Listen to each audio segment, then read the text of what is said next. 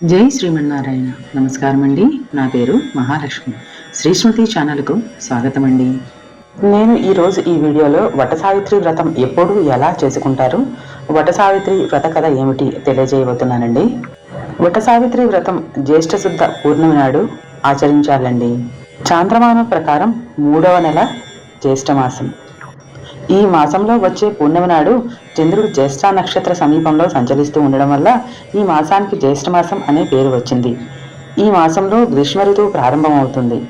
వైశాఖ మాసం శ్రీ మహావిష్ణువుకు, కార్తీక మాసం పరమశివుడికి ఏ విధంగా ప్రియమైనవో అలాగే జ్యేష్ఠమాసం త్రిమూర్తులలో సృష్టికర్త అయిన బ్రహ్మదేవుడికి అత్యంత ప్రీతికరమైనది. ఈ నెలలో బ్రహ్మదేవుణ్ణి పూజించడం వల్ల కష్టాలన్నీ తొలగిపోతాయని శాస్త్రాలు చెబుతూ ఉన్నాయి. తన పాతివ్రత మహిమతో యమధర్మరాజు నుంచి తన భర్త ప్రాణాలను వెనక్కు తెచ్చుకున్న సావిత్రి పతిభక్తికి గుర్తుగా ఈ పండగను జరుపుకుంటారు. సావిత్రీదేవి చేసినట్లుగా చెప్పే ఈ పూజను నేటి స్త్రీలలో చాలా మంది నిర్వహిస్తున్నారు. పెళ్లైన యువతులంతా వటసావిత్రి వ్రతం నాడు కొత్త దుస్తులు ధరించి చుట్టుపక్కల వారితో కలిసి ఏటిబొట్టుకు వెళ్తారు. మర్రి చెట్టును భక్తి శ్రద్ధలతో పూజిస్తారు. సింధూరంతో వటవృక్షాన్ని అలంకరించి నూలుదారం పోగుళ్ళని చెట్టు మొదల చుట్టూ కట్టి చెట్టు చుట్టూ ప్రదక్షిణలు చేస్తారు. వటవృక్షం అంటే మర్రి చెట్టు. ఈ చెట్టును త్రిమూర్తుల స్వరూపంగా భావిస్తారు. మర్రి చెట్టు వేళ్లు బ్రహ్మకు, కాండము విష్ణువుకు, కొమ్మలు శివునికి నివాస స్థలములు. పువ్వులు, గాజులు, పసుపు కుంకుమలతో పూజిస్తారు. ధూపదీప నైవేద్యాలు సమర్పిస్తారు. సువిశాలమైన విస్తారమైన ఈ వృక్షం కొమ్మ కింద ఎలా నీడను పొందుతారో ఆ వృక్షంలో తమ భర్తలు కూడా కుటుంబానికంతా నీడనివ్వాలని కోరుకుంటూ ఈ వ్రతాన్ని ఆచరిస్తారు. ఆ శక్తిని తమ భర్తలకు ఇవ్వవలసిందిగా ఆ సావిత్రీదేవిని ప్రార్థిస్తారు. కొత్తగా పెళ్లి అయిన స్త్రీలలో ఈ వ్రతాన్ని ప్రత్యేకించి చేయిస్తారు. తీపి వస్తువులను, తీపి పదార్థాలను నైవేద్యముగా పెడతారు. బంధుమిత్రులందరినీ ఈ వ్రతానికి రావాల్సిందిగా ఆహ్వానిస్తారు. బ్రాహ్మణ పురోహితులచే శాస్త్రోక్తకమంగా పూజలు జరిపిస్తారు. వ్రతమ రోజు ఉదయాన్నే స్నానం చేసి నూతన వస్త్రాలను ధరించి శుచిగా ఇంట్లోని పూజా మందిరంలో పూజను నిర్వహిస్తారు. తోటి స్త్రీలతో మర్రి చెట్టు వద్దకు వెళ్లి పూజలు చేస్తారు. ఆ రోజంతా ఉపవాసం చేస్తారు. కొందరు చంద్రుణ్ణి చూసేదాకా మంచినీరు కూడా తీసుకోరు. కొందరు ఒక పూట భోజనం చేస్తారు. మరికొందరు పళ్ళు మాత్రమే తీసుకుంటారు. వటసావిత్రి వ్రత విధానము. వటసావిత్రి వ్రతం చేసేవారు ముందు రోజు రాత్రి ఉపవాసం ఉండాలి. వ్రతం రోజు తెల్లవారుజామునే నిద్రలేచి తలస్నానం చేసి దేవుడిని స్మరించుకుంటూ మర్రి చెట్టు వద్దకు వెళ్ళి మర్రి చెట్టు వద్ద అలికి ముగ్గులు వేసి సావిత్రి సత్యవంతుల బొమ్మలు ప్రతిష్ఠించాలి. వారి చిత్రపటాలు దొరకకపోతే పసుపుతో చేసిన బొమ్మలు ప్రతిష్ఠించుకుని వైదవ్యాది సకల దోష పరిహారార్థం బ్రహ్మ సావిత్రి ప్రీత్యర్థం సత్యవత్ సావిత్రి ప్రీత్యర్థం చ వట సావిత్రి వ్రతం కరిష్యే అనే శ్లోకాన్ని పఠించాలండి. వట సావిత్రి వ్రత కథ. ముద్రదేశానికి రాజైన అశోపతి సంతానం కోసం 18 సంవత్సరాల పాటు సావిత్రీదేవిని పూజించాడు. అతని అపార దీక్షకు మెచ్చిన సావిత్రి మాత ప్రత్యక్షమై అతన్ని అనుగ్రహించగానే అశ్వపతి సావిత్రి అంతటి పుత్రికను వరంగా కోరుకుంటాడు.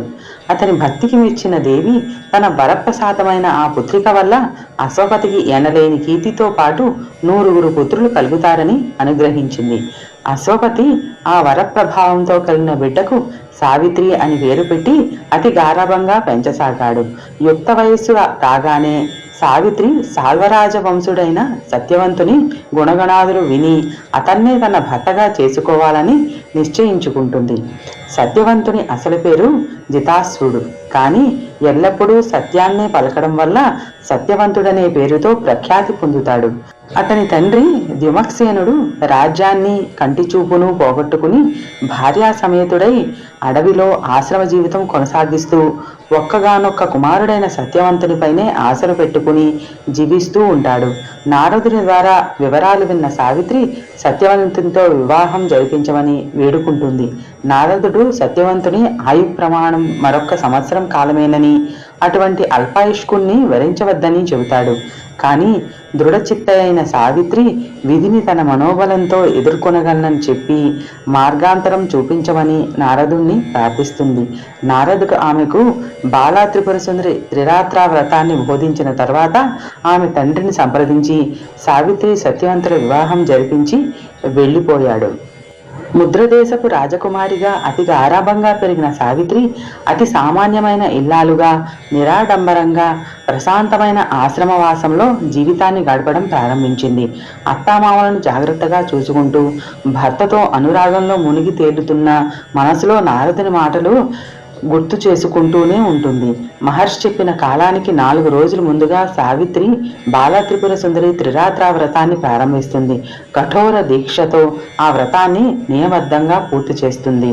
4వ నాడు ఉదయాన్నే శుచిగా అడవిలో లభించే అలసందలు, బెల్లం కలిపిన అట్లు తయారు చేసి వెన్నముద్దతో పాటు అమ్మవారికి నివేదిస్తుంది. తర్వాత అడవిలో ముత్తైదువులు ఎవరూ దొరక్కపోవటంతో మర్రి చెట్టునే ముత్తైదుగా భావించి చెట్టుకి చీర రవికెలు పెట్టి 108 సార్లు నూనె దారంతో చెట్టు చుట్టూ చుట్లు వేస్తుంది. తరువాత భర్తకు భోజనం పెట్టి తాను కూడా భుజించి వ్రత సమాప్తి చేస్తుంది.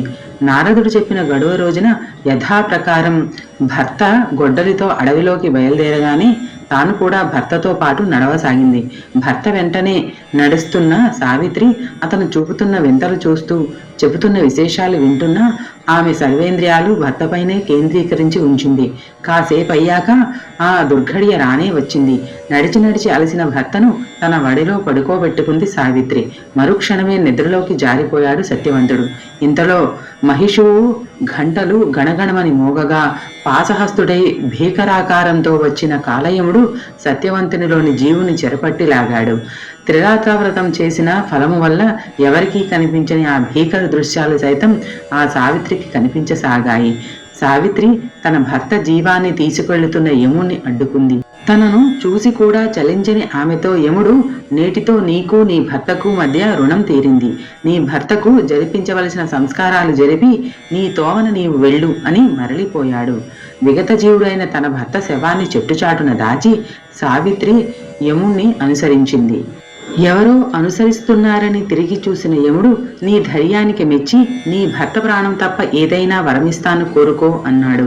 ఆ ఇల్లాలు అత్తవారింటి క్షేమం కోరి తన అత్తమామలకు చూపుతో పాటు పోగొట్టుకున్న రాజ్యాన్ని కూడా ప్రసాదించమని కోరింది. యముడు ఆ వరాన్ని ప్రసాదించిన సావిత్రి ఆయనకు అనుసరించడం మానలేదు. అప్పుడు యముడు, అమ్మా, మొండితనం మాని మరలిపో, అలాగే మరొక్క వరం, అది కూడా నీ భర్త ప్రాణాలు తప్ప అని అనగానే సావిత్రి తన పుట్టింటికి వారసులు కావాలని కోరింది. ఆమె కోరిక మన్నించి అశ్వపతికి 100 పుత్రులు అనుగ్రహించాడు యముడు. అయినప్పటికీ సావిత్రి పట్టువేడక యముణ్ణి అనుసరిస్తూ, స్వామి, 7 అడుగులు నడిస్తే అపరిచితులు కూడా బంధువులు అవుతారు కదా, మనమిద్దరం అంతకన్నా ఎక్కువే నడవడం వల్ల ఆత్మబంధువులు అయ్యాము కదా అని అన్నది.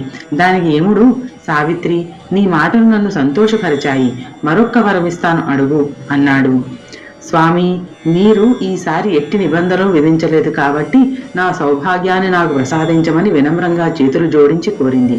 యముడు ఆమె వినయ విధేయతలను సమయస్ఫూర్తిని మెచ్చుకుని సత్యవంతుని పునర్జీవితుణ్ణి చేసి వారిద్దరినీ దీవించాడు. ఇది వట సావిత్రి వ్రత కథ. స్వస్తి.